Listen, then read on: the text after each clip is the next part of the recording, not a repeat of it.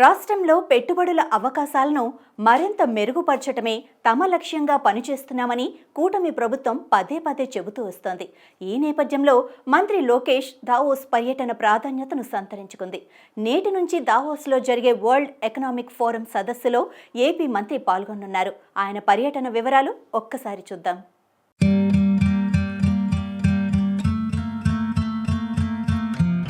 పెట్టుబడులు, ఉపాధి కల్పన task force committee chairman, రాష్ట్ర విద్య, ఐటీ, ఎలక్ట్రానిక్స్ శాఖల మంత్రి నారా లోకేష్ ఆదివారం దావోస్ బయలుదేరారు.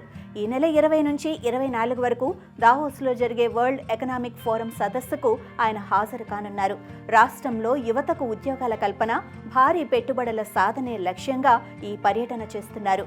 జ్యూరిచ్లో స్విట్జర్లాండ్లోని భారత రాయబారి మృదుల్ కుమార్తో భేటీ అనంతరం ముఖ్యమంత్రి చంద్రబాబు నాయుడుతో కలిసి పరిశ్రమ పెద్దలతో రౌండ్ టేబుల్ సమావేశంలో పాల్గొంటారు. జ్యూరిచ్ నుంచి దావోస్ బయలుదేరి వెళ్తారు. దావోస్ చేరుకుని ముఖ్యమంత్రితో కలిసి గ్లోబల్ పారిశ్రామికవేత్తలకు రాష్ట్రంలో పెట్టుబడుల అవకాశాలను వివరిస్తారు. దీని తర్వాత ప్రపంచ ఉక్కు దిగ్గజం లక్ష్మీ మిట్టల్తో భేటీ అయి రాష్ట్రంలో పెట్టుబడులకు గల అవకాశాలను వివరించనున్నారు.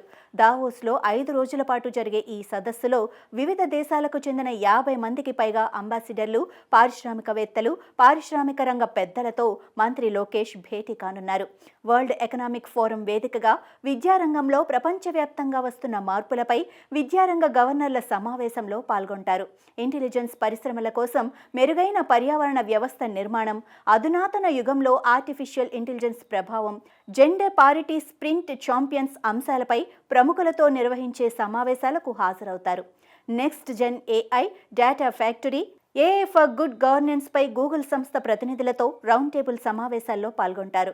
గ్లోబల్ ఎకానమీ స్థితిగతులు, లేబర్ మార్కెట్పై ఏఐ ట్రాన్స్ఫర్మేషన్ ప్రభావం అనే అంశంపై, వైట్ షీల్డ్తో భవిష్యత్తు వాతావరణ ఉద్యమ అంశంపై, స్వనీతి ఇనిషియేటివ్ ప్రతినిధులతో వార్షిక లీడర్ ఫోరం పునరుద్ధరణపై నిర్వహించే సమావేశాలకు మంత్రి లోకేష్ హాజరు కానున్నారు. ప్రత్యేకించి దావోస్లోని వరల్డ్ ఎకనామిక్ ఫోరం ఏపీ పెవిలియన్లో ప్రపంచవ్యాప్తంగా పేరెన్నికగన్న 30 మంది దిగ్గజ పారిశ్రామికవేత్తలతో ముఖాముఖి సమావేశమై ఏపీలో పెట్టుబడులు పెట్టాల్సిందిగా ఆహ్వానిస్తారు. రాష్ట్రంలో పెట్టుబడులకు గల అనుకూలతలు, పెట్టుబడులకు మెరుగైన పర్యావరణ వ్యవస్థ, ఏపీలో అమలు చేస్తున్న ఇన్వెస్టర్స్ ఫ్రెండ్లీ విధానాలు, ప్రభుత్వం అందిస్తున్న ప్రోత్సాహకాల గురించి వారికి వివరిస్తారు.